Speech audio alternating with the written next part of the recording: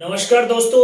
आज राय माता प्रबंध समिति की जो मासिक बैठक होती है 15 तारीख को वो थी और उसमें पिछले 2 महीने से जो मामला एकदम स्थिरता की अवस्था में था, जब से अतिक्रमण हटा था उसके बाद एक प्रकार से सब लोग जो है वो ये सोच रहे थे कि अब तो लगभग लगभग काम हो गया है, लेकिन जो विषय लटक गए थे उन विषयों पर आज चर्चा हुई और उन सारे विषयों पे महेंद्र जी गुरुजी भी थे, ओम प्रकाश जी कपूरिया भी थे। गुरुजी, आज जो निर्णय हुए क्या मोटे तौर पर खुलकर बात सामने रही? मोटे तौर पे ये बात हुई कि 1999 में जो समझौता हुआ, फैसला जो हुआ, कोर्ट का जो फैसला था, उसमें राय माता के जो मंदिर की जो आवंटित जमीन थी, उस जमीन में हालांकि कोर्ट ने जो फैसला दिया वो पूरी की पूरी जमीन राय माता को दे दी गई, लेकिन उसमें राय माता की जमीन में जमीन कम पड़ रही है तो उसकी क्षतिपूर्ति कौन करेगा। इसके लिए हमने ये निर्णय लिया है कि हम सिविल कोर्ट में जाएंगे इसके लिए और उनको कहेंगे कि भाई हमारी जो जमीन बाकी बच रही है उस जमीन का क्या होगा, तो उसकी पूर्ति करने के लिए हमने एक तो ये आवेदन करेंगे। जी गुरुजी। ओम जी, आज जो राय माता की जमीन उस आवंटन के कारण कम हुई, उस पर चर्चा हुई। निश्चित रूप से इस विषय में आपने सब लोगों के बीच में जो सुझाव आए, तो अंतिम निर्णय आप लोगों का क्या है, क्या करना है इस सारे विषय में? कल जा रहे हैं, कोर्ट में जा रहे हैं कल। जी जी जी।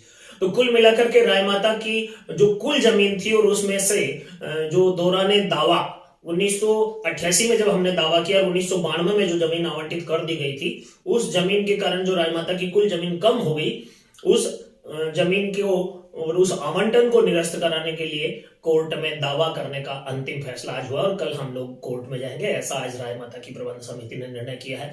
दूसरा निर्णय जो आज गुरुजी एक बहुत महत्वपूर्ण विषय था, अतिक्रमण हटाओ अभियान बड़े जोश में था, बड़ा माहौल भी बड़ा उत्साहपूर्ण था, तनावपूर्ण भी था, प्रशासन भी टेंशन में था, पर उसमें अतिक्रमण हटाने का जो आह्वान विधायक जी ने किया, प्रशासन ने जो आदेश पारित किए, उसकी अनुपालना में 2 विषय अभी भी लटके हुए हैं।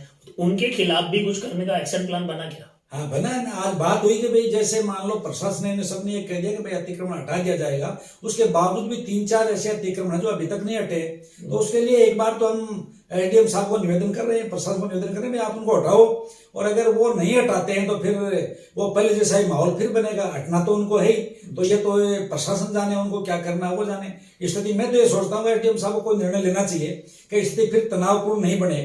जब ये फैसला हो गया उन्होंने हाँ भी कर लिया, हम हटा देते हैं, तो फिर वो क्यों अतिक्रमण बना हुआ है, तो ये प्रशासन का काम है, वो जाने। ओम जी साहब, ये जो आज का विषय था कि अतिक्रमण जो नहीं हटे हैं उनको हटाना है, आपको लगता है इसमें कहीं प्रशासनिक और राजनीतिक कारण से शिथिलता आई है और उसे आप वापस हॉटलाइन पर लेकर हटवाना चाहिए? बिल्कुल बिल्कुल करेंगे ना जी। तो